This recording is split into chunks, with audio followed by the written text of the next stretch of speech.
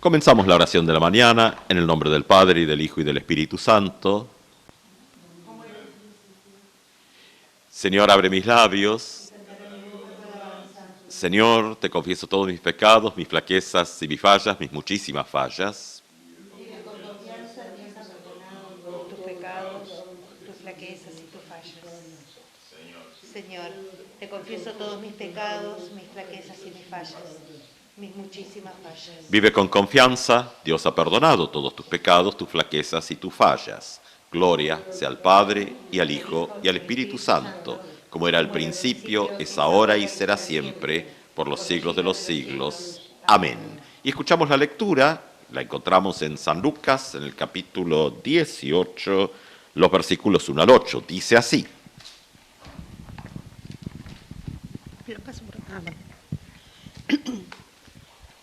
Después Jesús les enseñó con una parábola que era necesario orar sin desanimarse. En una ciudad había un juez que no temía a Dios ni le importaban los hombres. Y en la misma ciudad vivía una viuda que recurría a él diciéndole: Te ruego que me haga justicia contra mi adversario. Durante mucho tiempo el juez se negó, pero después dijo: Yo no temo a Dios ni me importan los hombres, pero como esta viuda me molesta, le haré justicia para que no venga continuamente a fastidiarme. Y el Señor dijo: Oigan lo que dijo este juez injusto.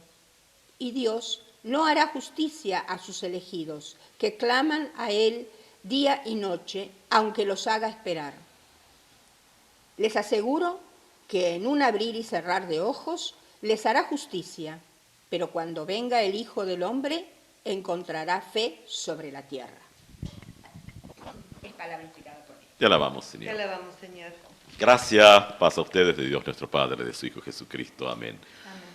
Bueno, una pequeña parábola, relato interesante, porque hasta tiene, es decir, una cuestión hasta de cierta picardía en la forma de estar presentado, donde tenemos un escenario que, inclusive pensando también en el Día de la Madre, ¿no? O sea, la viuda como dentro de una sociedad de época, hay que ver cuánto han cambiado las épocas o no, pero bueno, es decir, posiblemente uno de las personas más vulnerables es decir, desde dónde está ubicada en tanto en su posición económica, podemos decir, porque no tenían en la época las mujeres acceso a administrar sus bienes, al menos eso es lo que en la generalidad tenemos. Después, hasta el mismo texto bíblico por ahí muestra que las cosas, bueno, también en algunos casos, el relato de María y Marta nos muestra que, bueno, que también hay otras cosas, hasta dónde es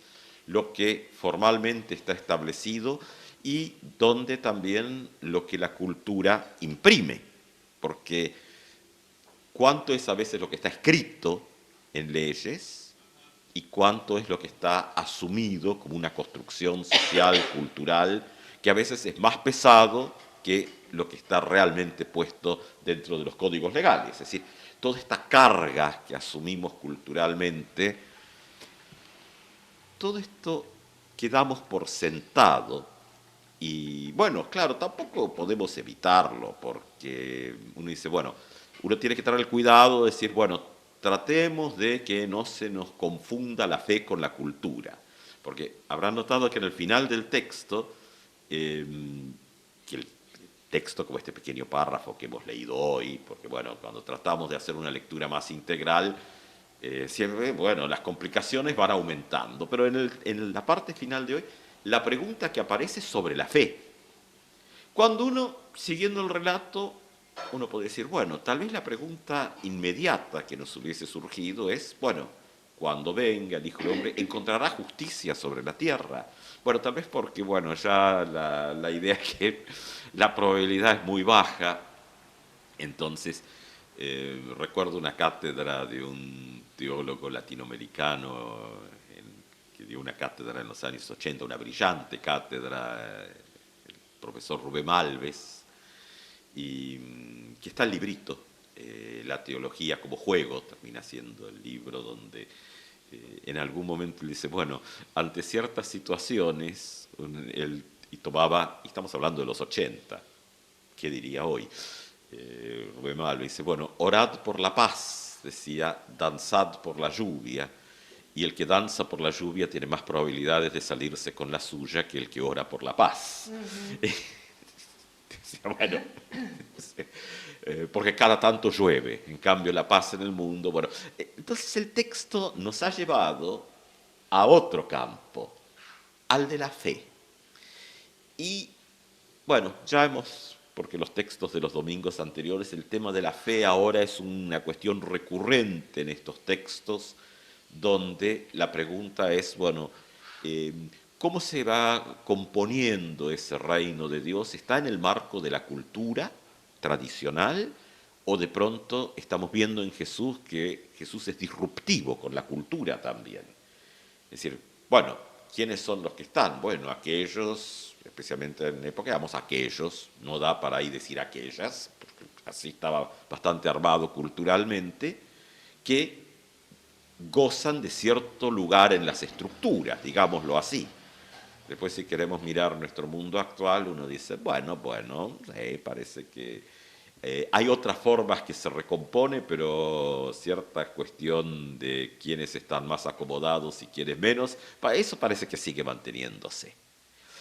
Pero de pronto, lo que está moviéndose en estos textos, en un Jesús que es disruptivo con el concepto donde fe y cultura es lo mismo, para hacer la pregunta sobre el tema justamente en nuestro pequeño relato de hoy sobre la acción y tal vez la palabra que podríamos usar hoy con respecto al juez, porque ahora ha dicho claramente que no forma parte de la comunidad creyente, ni de la época de ninguna.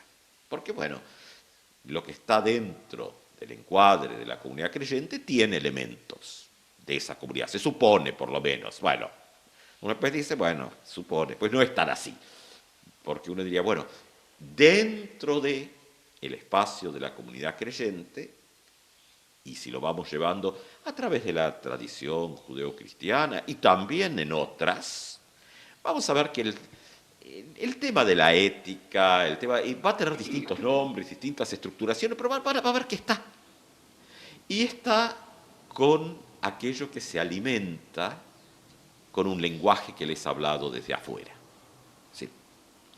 El caso, tal vez, del cristianismo está más atado al texto escrito, pero aún en nuestras tradiciones, y acá en la Reforma algunos todavía recordarán, venía el pastor Orloff y se enojaba de que durante el culto las personas agarraran la Biblia para seguir el texto, y decía, porque hay que escuchar, la fe nace por el oír, ¿no? muy del propio texto bíblico, muy de la tradición donde no había texto escrito, porque claro, son cosas que vienen de cuando todo esto son tradiciones orales.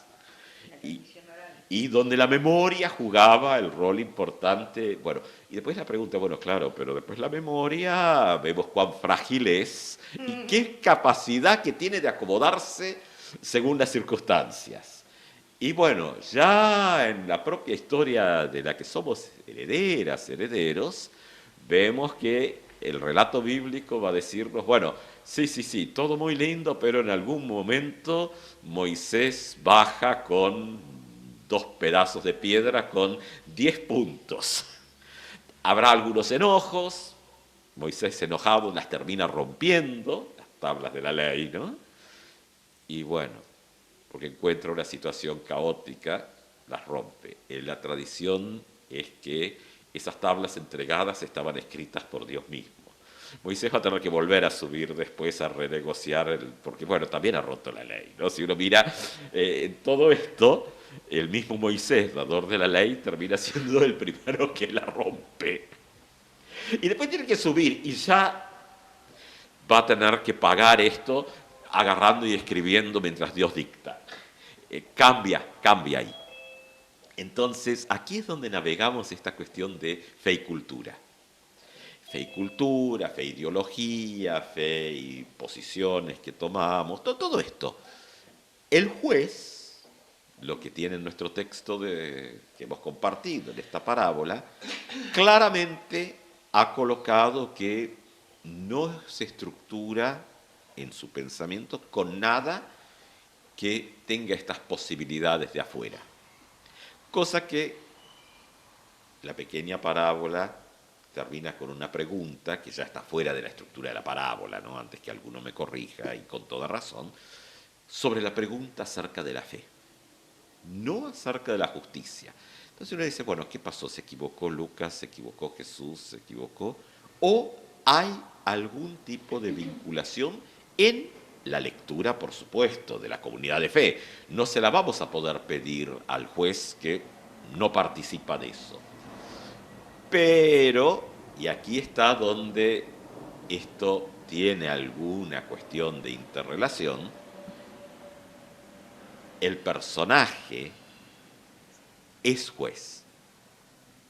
Entonces, esto tiene cierto marco también, que este personaje de nuestro relato no le importa nada. Son cosas de otra época, por supuesto, no nada que ver con nuestras experiencias de hoy en día. Por favor, que no sea que alguno diga que uno está diciendo cosas que no, son cosas de otra época seguramente. Que fueron corregidas con el tiempo. ¡Claro! ¿O no? Bueno, corregir se corrige de muchas maneras. Después el rumbo último uno dirá por dónde va. Claro, el problema es que esto también tiene marcos.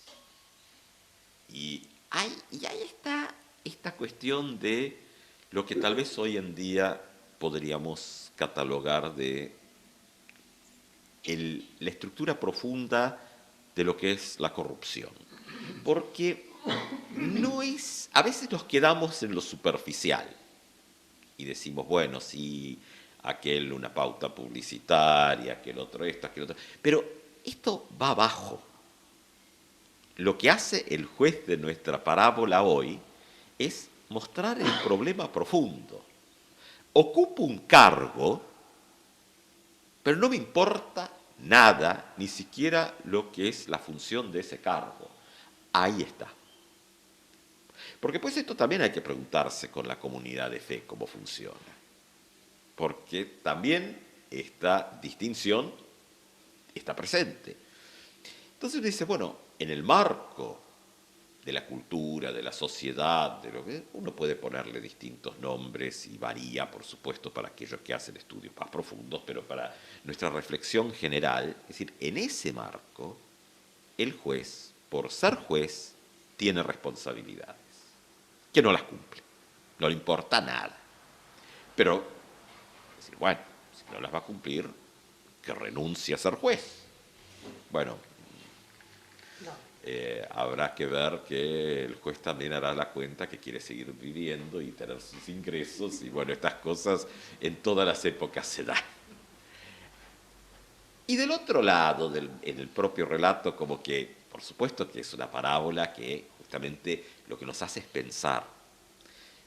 Las parábolas de toda época, particularmente de la época en la que estos textos van tomando formato, particularmente también en cierta forma de enseñanza de Jesús, eso está. Más que nada, hacernos pensar. Porque ¿con qué contrarresta ahora quien no tiene un cargo de poder en la sociedad, que no tiene acceso a pagar 20 de los mejores abogados que le van a sacar cualquier cosa adelante, porque total, todo pasa por caminos sinuosos? La viuda tiene una constancia envidiable. Por un lado, porque ya no tiene nada y lo único que tiene es tiempo. Pero también, por como nuestra parábola tiene después, cuando ya termina esa pregunta al final, la viuda también está alimentada por un lenguaje que les ha hablado desde afuera.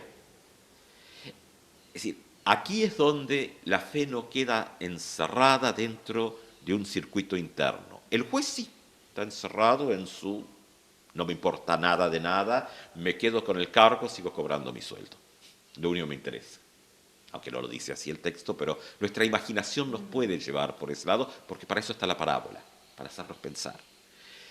La viuda no se pone en la posición de decir, bueno, las cosas están dadas de esta manera y no hay posibilidad de cambio alguno. El elemento de la fe que entra en este texto es justamente ese lenguaje hablado de afuera, diciendo, se continúa, aún como dice el apóstol San Pablo, esperar contra toda esperanza. ¿Sí? Y ahí es donde volvemos otra vez a esta cuestión de fe y cultura. Cuando se nos mezclan, se nos confunden, la fe termina siendo, bueno, simplemente un conjunto de creencias y punto. Ahora, lo que nos trae el relato del Evangelio es que cuando lo leemos de esta manera, y finalmente como el domingo pasado también tu fe te ha salvado, te ha sanado, como uno quería traducir ese texto, porque la palabra griega es la misma, ¿sí? Sanar, salvar, liberar, es lo mismo. Es decir, y para la comunidad cristiana esto está en el vínculo con la persona de Jesús, el Cristo, el Cordero de Dios, que quita el pecado del mundo. Las tensiones y los caminos complejos siempre van a estar. Pero la llave de apertura, al menos en esta parábola, Jesús no la ha puesto en que un optimismo de que el mundo se va a arreglar, sino colocado en que en medio de todas las dificultades, la presencia de lo sagrado, la presencia de Dios, a través de este vínculo de la gracia que se adquiere y se relaciona por medio justamente de la fe, que es un don del Espíritu Santo, está presente. ¿Qué es lo que moviliza a la viuda? Y en la comparación, que aparece en la propia parábola, es decir, bueno, el juez, hasta el juez injusto, el juez corrupto, digámoslo para usar una palabra hoy, hasta el juez corrupto termina siendo sacudido en esto. No porque haya, entre comillas, una conversión, porque no es un relato de conversión. No estamos leyendo donde alguien se siente tocado por lo que está y tiene un... No, pero por el propio desgaste. Y la fe también alimenta esto, en medio de los vaivenes, las olas, las dificultades. Ese vínculo finalmente es lo que la viuda termina consiguiendo lo que está buscando. Si se hubiese quedado dentro del marco de la cultura, simplemente se hubiese quedado en su casa, porque eso no tenía salida. Desde un lenguaje hablado desde afuera, desde el ámbito de la fe, continúa.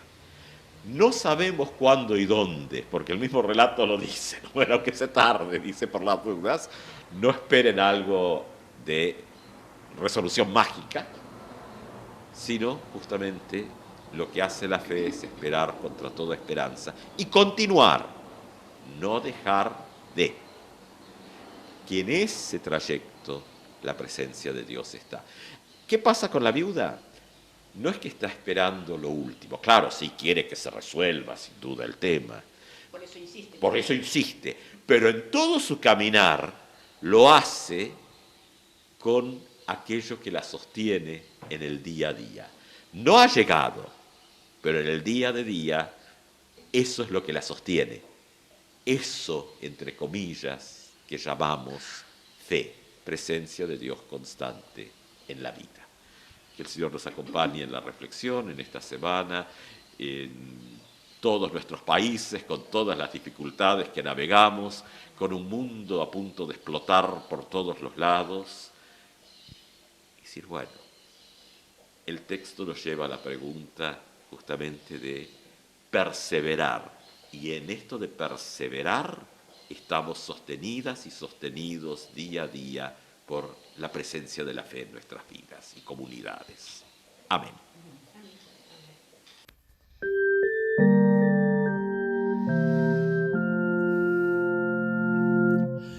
Bellas flores guarda el bulbo, la semilla un manzanal, el capullo nos promete mariposas a volar en el frío y crudo invierno, primavera oculta está.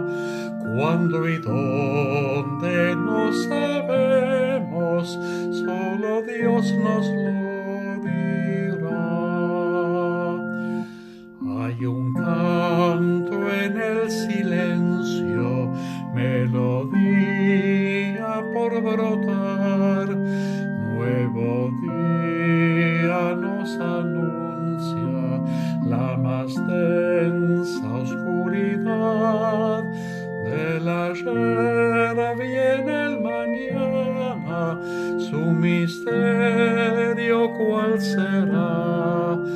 Cuándo y dónde no sabemos, solo Dios nos lo dirá. Nuestro fin es el comienzo, nuestro tiempo infinidad.